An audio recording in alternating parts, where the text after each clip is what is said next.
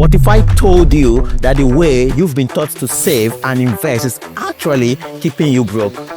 For years, we've been told that saving diligently, avoiding debt, and investing in index funds is the only path to financial security. But what if this advice is outdated? What if the wealthy are playing an entirely different game? Okay, I'm waiting for the punchline. One that let them multiply their money while everyone else struggle to keep up. Most people let their money just sit in a bank or a retirement account thinking that they are making progress. But in reality, their wealth is barely keeping up with inflation, slowly losing its power over time. There is no punchline. It's not a joke. Meanwhile, the wealthy move their money strategically, turning every $1 into $5, $10, or even more over time without working harder or sacrificing their lifestyle.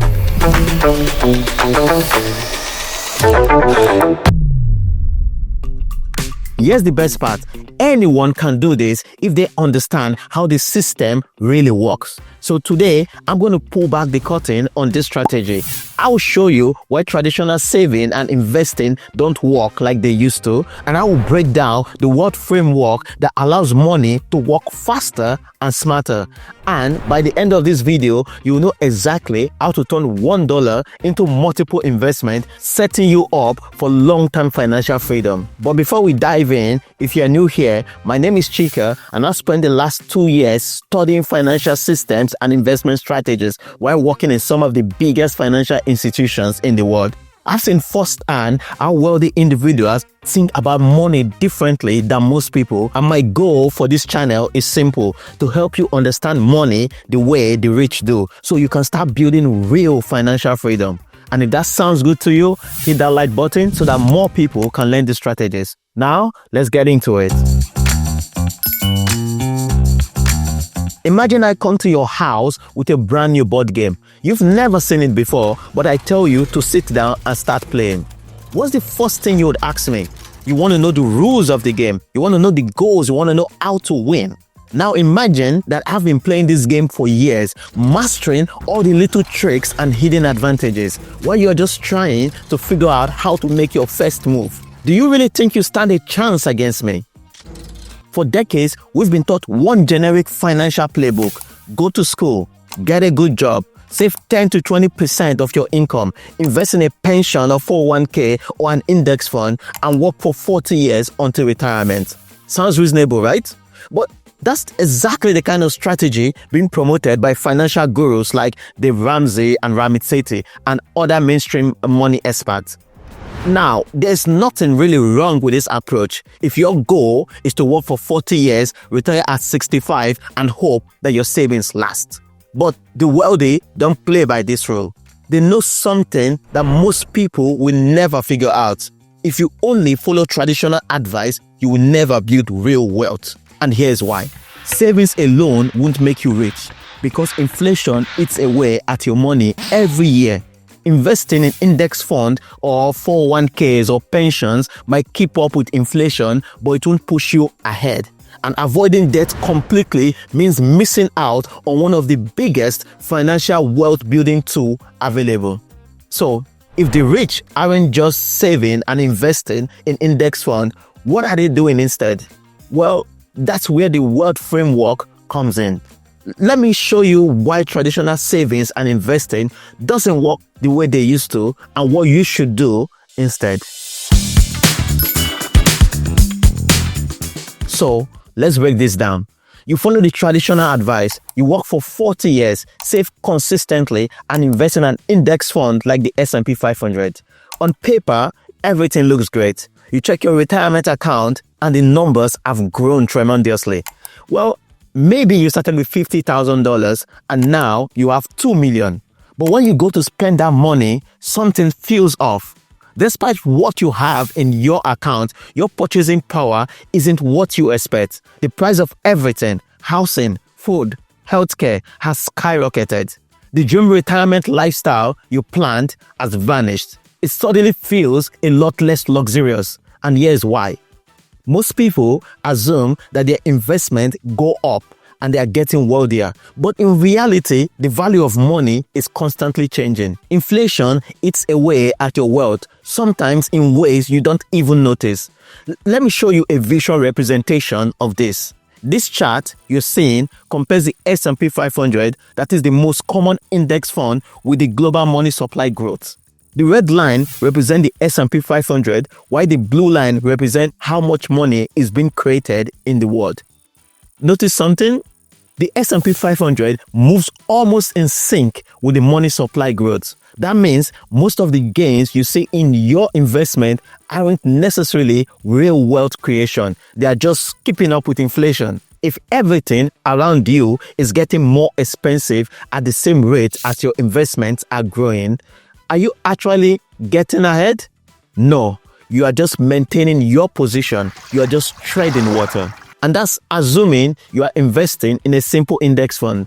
If you are investing in a mutual fund, which is what many financial advisors recommend, you are losing even more due to hidden fees, because many of these funds charge fees that eat into your profits. Your fund manager and administrator take their cut first, and you get whatever is left.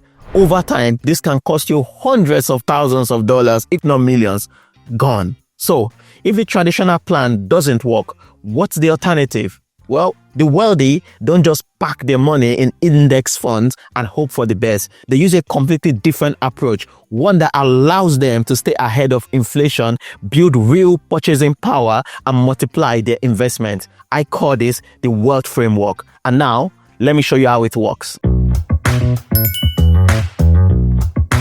To understand how it works, let's look at how money flows in the economy. Imagine your car broke down and you went to an auto center to have it repaired for $1. Let's use $1. Well, you pay the owner $1 for that service. Now, that auto center owner then takes that same $1 and pay his supplier. The supplier uses that same $1 to pay one of his employees. Now, that employee takes that $1 to buy food from a restaurant, and then the restaurant owner spends that $1 elsewhere. That same $1 have moved through multiple people, creating more value with every transaction. Now, think about what happens when most people save money. They put their money in a bank or investment account and let it sit. That money is doing just one job. It's sitting still, earning interest and growing slowly over time, but it's not moving. The wealthy, on the other hand, make sure their money is always in motion, just like that $1 circulating through the economy. They don't just let it sit, they put it to work in multiple places at the same time. They use strategies that allow them to take the same dollar and invest it over and over again without losing ownership of the dollar. Instead of keeping their money locked up in one place, they make it flow through multiple investments, thereby increasing the impact of their money. Let me give you an example. A wealthy investor might put their money into an asset like real estate and then borrow against that asset to invest in something else, maybe a business or another property. You see, while that first investment is still growing, they've now used the borrowed fund to start building even more wealth, and they can keep repeating this process over and over again, thereby stacking investment while keeping their money working in multiple places. And this is why the rich don't rely on traditional saving account or index funds alone. They understand that money should be leveraged, reinvested, and multiplied. This is the wealth framework at work, moving money strategically so it's always being put to its highest use. Now, you might be wondering, how do you actually build your own wealth framework? How do you apply this strategy in real life without taking on unnecessary risks? Well, let's talk about that. Remember, the goal here isn't just to invest your money, it's to make sure that every dollar you have is doing multiple jobs at once, growing your wealth much faster than traditional methods. For example, let's say you have $20,000 in savings. The traditional approach would be to put it in a pension, a 401k, or an index fund and let it grow over time. But with this wealth framework, you can take that $20,000, put it in an investment account that earns, say, 5% interest. Now, here's where it gets interesting. Instead of leaving it there, you borrow against it at probably the same 5% interest rate. Why? Because this allows you to access the cash without selling your investment, so your original money keeps growing. Now, you have another $20,000 to invest while your first investment is still making money. You take that borrowed money and put it in a cash flowing asset like real estate, a business, or Bitcoin. This way, you now have two investments growing at the same time. So, let's recap what just happened. Instead of putting your $20,000 into one investment and waiting years for it to grow, you 1. Invested in an interest earning account, 2. Borrowed against it to invest in a second asset, and 3. Now you have two investments working at the same time instead of one. And this process doesn't have to stop there. The wealthy keep stacking investment using assets as leverage to create more investment while maintaining ownership. This is how they build wealth exponentially instead of waiting 40 years for a slow retirement fund to grow. Now, you might be wondering, doesn't this come with risk? What if the investments don't work out? What if I can't afford the payments? Well, let's talk about that. At this point, you might be thinking, this all sounds great, but isn't using leverage risky? What if I take out a loan and the market crashes? What if I can't make the payment? Well, these are valid concerns, and this is where most people get it wrong. They assume that using debt automatically makes an investment risky. But the truth is, the risk isn't in the investment, it's in the investor. It's not about whether you use leverage, it's how you use it. You see, debt is like fire.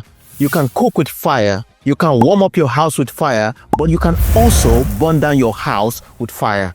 Little kids should not play with fire unless they learn how to manage it. Same goes for debt. It's not meant for immature investors, and immaturity here doesn't have anything to do with age. So, let's break down debt leveraging. The biggest mistake people make with debt is using it for things that lose value, like financing a car or putting expenses on a high-interest credit card. That kind of debt is a trap and is often referred to as consumer's debt. You should run away from those kind of debt fast. But the wealthy only use debt to buy assets that grow in value and generate real income. That's the key difference. For example, let's say you borrow money to invest in an asset, whether it's real estate, Bitcoin, or a business. If that asset grows in value over time, your investments not only cover your debt, but also produces extra return. On the other hand, if you're not careful, you could end up in a situation where your investment doesn't perform well, and then you are stuck with payments you can't afford. Now, that's where proper risk management is critical. So, how do you manage risk? First, only use leverage on assets that outpace inflation. If inflation is 5%, but your investment is growing at 10% or more, you are in the green. Secondly, always maintain liquidity. This means having cash reserves or backup income sources to cover loan payment in case of unexpected downturns. Third, start small and scale up. You don't have to go all in from day one. Test the strategy with a manageable amount and grow as you get more comfortable. And finally, diversify. Don't put all your money into one asset.